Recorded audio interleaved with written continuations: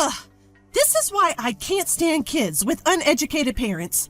They're so rude and difficult to deal with. Who are you talking about? Oh, you don't get it unless I spell it out for you? Guess you're not too bright either. I am talking about your mom. She's just pretty and all she does is laugh. That's not true. Poor you, raised by someone so foolish. You can't choose your parents. My name is Emily. I was lovingly raised by my reserved dad, Joseph, and my mom, Anna, who is always kind with a beautiful smile.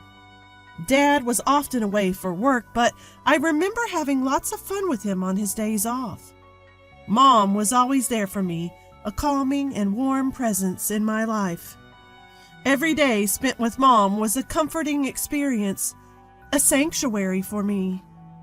I love both my parents very much, and they love me too.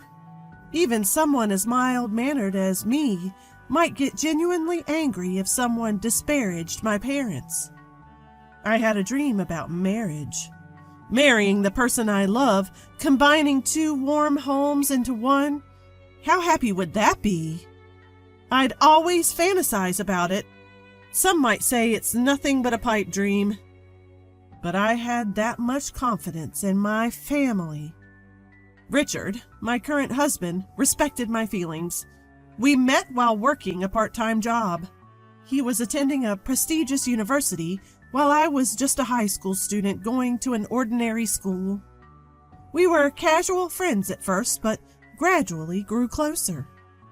I ended up going straight into the workforce after high school while he was still a college student at the time.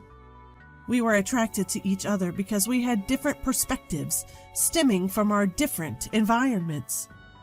About a year into dating, he proposed to me. Our families get along really well, so I'm sure we'll also make a great family.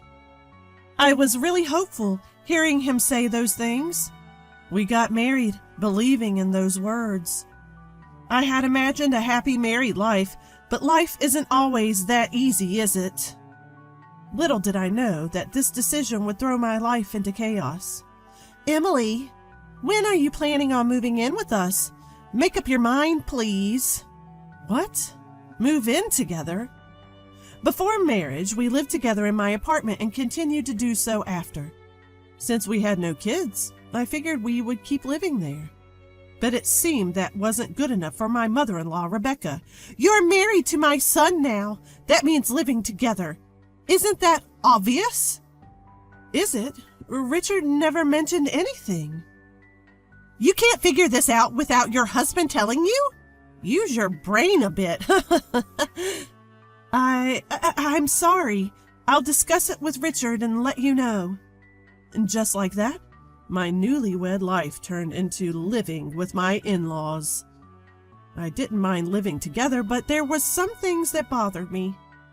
What is this cleaning? Unbelievable. How can you be so lazy? Did I do something wrong? I tried to be as thorough as possible. I had swept and wiped the floors, even used tape to pick up small dust particles. I removed water stains and dried the wet areas. I even did regular mold removal. What? Can't you see? The ashtray is full of ash! That's from David, who just smoked. I can't handle every instant. Home should be a relaxing place, and you leave a dirty ashtray? It's because you don't respect me that things are like this. I can't believe you're so inconsiderate. It was my father-in-law, David, who was smoking, filling up the ashtray that I had just cleaned. I can't keep up with that. Rebecca just doesn't get it. And what is this food? It's inedible. What kind of upbringing leads to this kind of taste? I think it's pretty average seasoning. What exactly didn't you like? Don't you know without me saying? It's too salty. You're jeopardizing our health. I didn't think it was that salty. I'll be more careful next time. Please do. We can't stay healthy if we keep living like this. I always thought my cooking was just average. I don't have an extensive repertoire of fancy gourmet dishes. What I lack in style, I make up for by consistently creating dishes that taste just fine.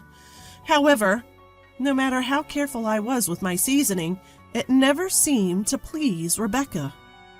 You've got to be kidding me. This is too salty. It's like you're doing it on purpose. I didn't mean to. I thought I made it quite mild. No matter what I cooked, Rebecca always had complaints. But when her friend came over and tried my fried chicken, she had something different to say. Oh, wow. This fried chicken is delicious. Did you make this? Yes, I took my time to prepare it knowing you were coming over. You're too kind. Despite constantly criticizing me, Rebecca had no problem taking credit when her friend complimented the food. Make that terrible fried chicken again. I'll just have to bear it.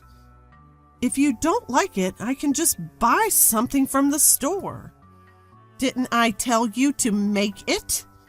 At least this way you can recognize your own shortcomings.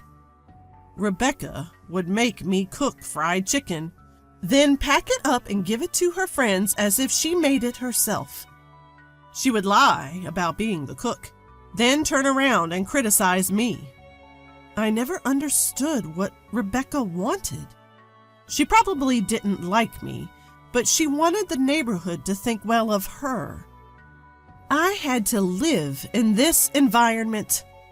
Every day was stressful, and it was wearing me down mentally. Neither my husband nor David ever stepped in to stop this cycle. Both seemed to tactically agree with Rebecca, leaving me feeling more isolated.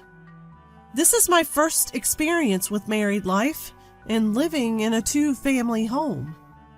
Maybe this is just the way the world works, and I'm the one who can't handle it. I had no one to talk to, so I tried my best to endure it on my own. Emily, my clothes haven't been ironed. I wanted to wear this outfit for lunch today. But you said you wanted to wear something else yesterday. I've already ironed that. Well, I changed my mind. Being my son's wife, you should have anticipated that. At this point, I had no idea what the right thing to do was, and I was utterly frustrated. In that house, I felt like I had no allies. I gritted my teeth and put up with it, thinking that patience was my only option. Then, one day, the inevitable happened. Rebecca made sarcastic comments to me, as usual. By now, I've grown used to it and don't take it too seriously. Maybe she finds my reactions boring because her attacks have changed lately. You're always so inadequate, no matter what you do. I'd love to know your upbringing. I was raised by my parents just fine, thank you. Maybe I'm not perfect, but talking back, huh? Exactly my point. Normally, people don't raise children to talk back to their mother-in-laws. It's all your mother's fault. She doesn't have any impressive degrees, does she? She might not have degrees to flaunt, but that's a different issue. See? Talking back again. That's why you're no good. Your poor upbringing really shows. Enough. Can you please stop insulting other people? I can't take it anymore. My voice grew stronger as I couldn't hold back my emotions. Rebecca didn't miss my slight glare. This is why I hate kids with low-educated parents. So impolite and difficult to handle. Stop talking about my mom. Education has nothing to do with this. Oh, you must be stupid too, then. Your incompetence speaks volumes. Must be nice to skate by on your looks alone. I couldn't live like that. I haven't, but that's beside the point. You're pathetic, raised by such clueless parents. Well, you can't choose your family. She continued to insult my mom, and I had reached my breaking point. If you continue like this, I have my own thoughts too. I never intended to live with you in the first place. What? We took you in, didn't we? We're housing someone as incompetent as you. You should be grateful because we felt sorry for you since you couldn't receive a proper education. Rebecca sneered as she taunted me. Enough is enough. You have no right to say these things. At least my mom never raised me to insult other people. David finally broke his silence after hearing our exchange. What's with that tone? Don't you have any respect for us? I'm just giving you guidance. That's what a daughter-in-law should be grateful for. Let me be clear. I have no respect for you. All you do is complain, right? You're unbelievable. You don't belong in this family. Seems like you need some tougher lessons. David seemed quite frustrated with my defiance. My husband watched this whole exchange without intervening or saying a word. This situation is just not right. I thought we'd be a good family. I decided I couldn't stand my husband or his parents any longer and chose to divorce and cut ties. This family is messed up. I can't take it anymore. I'm cutting you all out of my life. What? You're divorcing him? You've got guts. Leave right now. I took David at his word, quickly packed my bags, and left my in-laws' house. I tried to calm myself down, but I couldn't anymore. When I rushed back to my parents' house with my bags, they greeted me with shock. After sharing what happened, they silently hugged me and patted my back. You did well. You didn't do anything wrong, and thank you for standing up for yourself. My mom comforted me in a gentle voice. Dad, quiet as ever, seemed to be contemplating something. After a while, he started to speak. I have a plan. Emily, take some time off. Leave the rest to me. I was surprised because Dad never says things like this, but his serious expression made me believe him. Since I didn't think things would work out with my in-laws, I drafted divorce papers and sent them as I had declared. I don't know what my husband thought, but there was no rebuttal from him. All done. Goodbye. That was the only message I received. I shed no tears over the abrupt ending. Then the situation took a sudden turn. As soon as our divorce was finalized, Dad sprang into action. Hey, what's going on? I have nothing to do with this. Out of nowhere, I got a call from Richard. What's this about? Stop calling me all of a sudden. We're done, remember? A project I was spearheading just got abruptly canceled. They said they couldn't do business with someone as untrustworthy as me because I hurt Emily. Upon hearing more, I find out that the new project Richard was responsible for got canceled. The reason? Apparently his dishonesty toward me, and the hurt he caused me was to blame. I couldn't see how these dots were connected. As I'm on the phone with Richard, Dad steps in and takes over the call. Is this Richard? I'm the one who canceled the deal. I don't think you're someone I can do reputable business with. What? Why are you involved, Joseph? This has nothing to do with you. You don't have the right to call me Joseph anymore. You didn't know that I was the client, did you? What? Joseph, you own that company? Turns out the company Richard was dealing with was actually Dad's company. Dad knew Richard was involved and tried to distance himself as much as possible. But after this incident, he reviewed the work and found it to be pretty sloppy.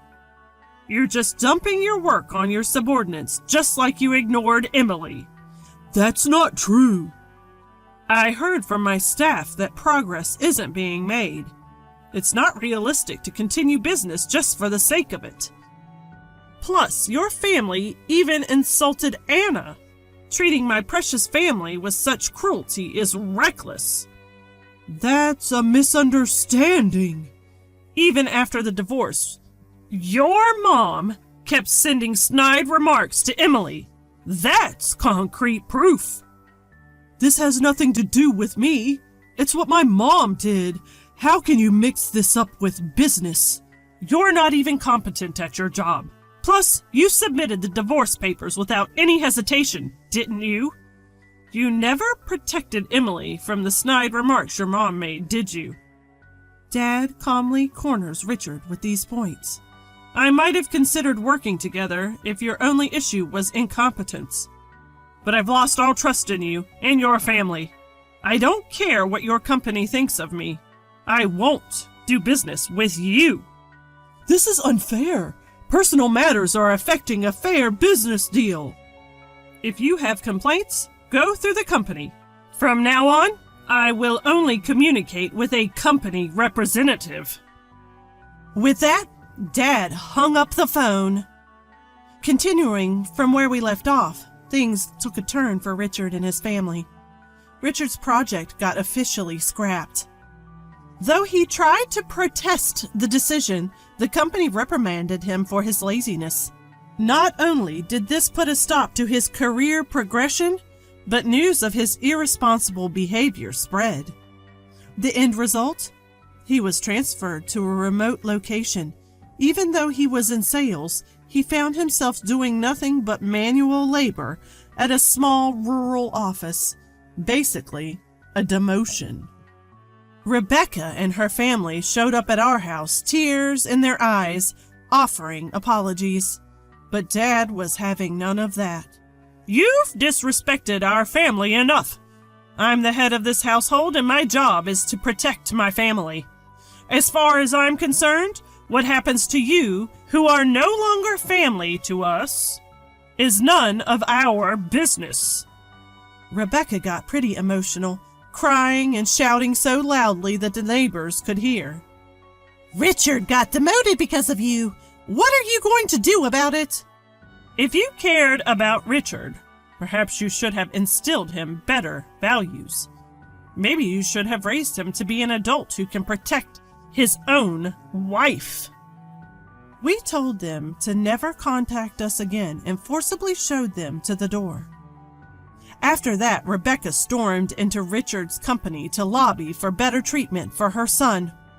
That didn't go over well either.